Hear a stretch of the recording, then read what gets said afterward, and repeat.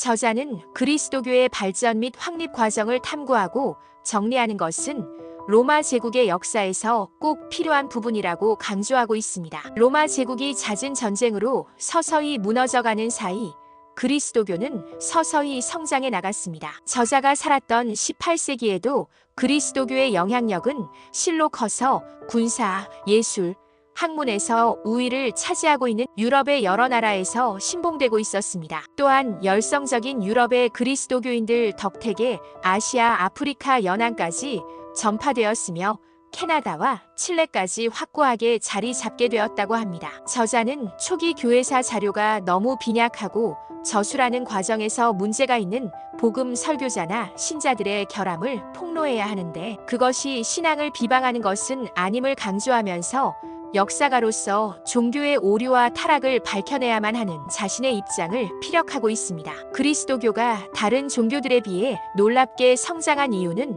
설득력 있는 증거를 가지고 있는 교리와 창조주의 압도적인 섭리가 작용했다고 보고 있습니다. 세부적으로 살펴보면 첫 번째 요인으로는 유대인의 열정을 꼽을 수 있습니다. 고대에는 적대적인 민족들까지도 서로의 토착 신앙을 포용하거나 적어도 존중했다고 합니다. 그러나 유대인만은 타종교에 대해 배타적이었습니다. 그들은 독특한 종교의식과 비사교적인 풍습을 집요하게 지켜서 자신들만이 특별한 민족이냥 행동했으며 다른 민족들에 대한 무자비한 증오심을 노골적으로 드러냈다고 합니다. 안티오코스 왕의 폭정이나 로마의 도움으로 유대인 통치자가 된 헤롯 왕의 책략도 유대인을 설득할 수는 없었습니다. 헤롯 왕은 유대인 출신이 아닌 유대의 왕이었기 때문에 유대인들의 눈에 그는 유대의 왕이 아니라 로마 속국의 왕으로 보일 뿐이었습니다. 그는 때때로 용병과 비밀 경찰을 고용하여 폭력을 행사했습니다. 또한 새로운 성전의 문 위에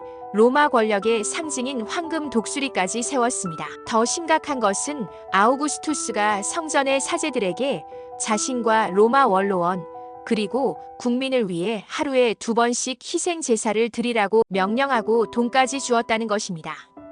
이런 이유로 헤롯 왕과 그의 아들은 유대인들에게 미움을 받았다고 합니다. 유대인들은 로마의 종교를 혐오하는 한편 어떤 고난과 고통 속에도 자신들의 신앙을 버리지 않았습니다. 유대 종교에 대한 유대인들의 열정은 제2신전 시대의 유대인들 사이에 특히 두드러지게 나타났습니다. 유일신은 유대인의 불순종에 대해 처벌을 내렸습니다. 이런 이유로 유대인들은 자신들의 감각으로 직접 확인한 증거보다도 기적에 대한 믿음으로 우상 숭배에 물들지 않을 수 있었다고 합니다. 유대교의 개종자의 수가 배교자의 수보다 많았던 적은 한 번도 없었던 것으로 보아 유대교는 정복보다는 방어에 더 적합한 것으로 인식되었습니다. 유대인은 가나안 땅을 정복하면서 놀라운 기적과 대규모 유혈 사태로 인해 여러 이웃 민족들과 해소하기 힘든 적대 관계에 있었다고 합니다. 그들은 우상 숭배를 하는 몇몇 부족들을 전멸시키라는 신의 명령을 수행했습니다. 그들은 다른 민족과 결혼하거나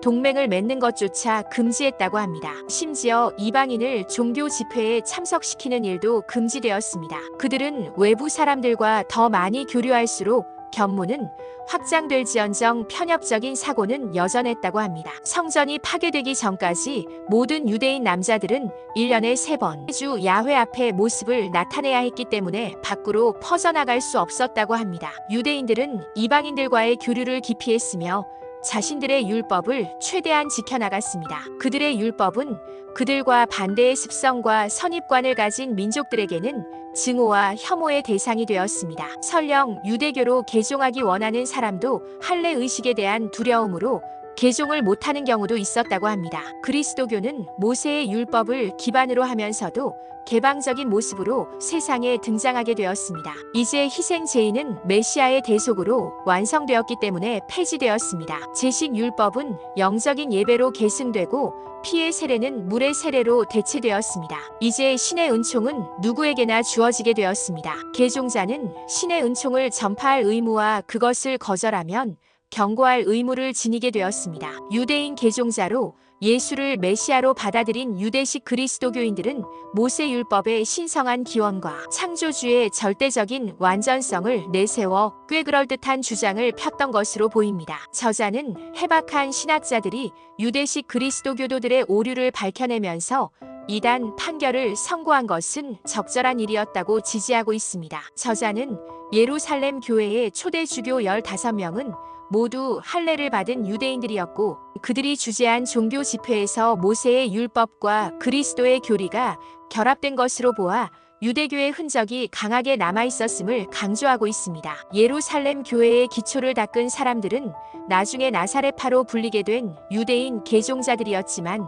수많은 이교도 개종자들에게 수적으로 압도당하게 되었다고 합니다. 이교도들은 유대인들이 성전과 도시를 잃은 이유가 신이 유대인을 업신여겼기 때문이라고 주장했으며 그리스도교인들은 신이 노여워했기 때문이라고 주장했다고 합니다. 나사렛파 신도들은 폐허가 된 예루살렘을 떠나 펠라라는 소도시에서 약 60년 동안 고립 상태에서 미미한 교세로 교회를 이어가다가 점차 쇠퇴해 갔다고 합니다. 그들은 예루살렘을 자주 방문하여 위안을 구하면서 언젠가는 다시 그곳으로 귀환할 수 있기를 바랐습니다. 그러나 그들의 거듭된 반란에 격분한 하드리아누스 황제는 시온 산 위의 아일리아 카피톨리나라는 이름의 새로운 도시를 건설하여 식민도시의 특권을 부여했습니다. 그리고 이 도시에는 유대인의 출입이 금지되었고 명령을 어긴 사람을 처벌하기 위해 로마 수비대 1개 대대를 배치했다고 합니다. 나사렛파는 이 금지령에서 벗어나기 위해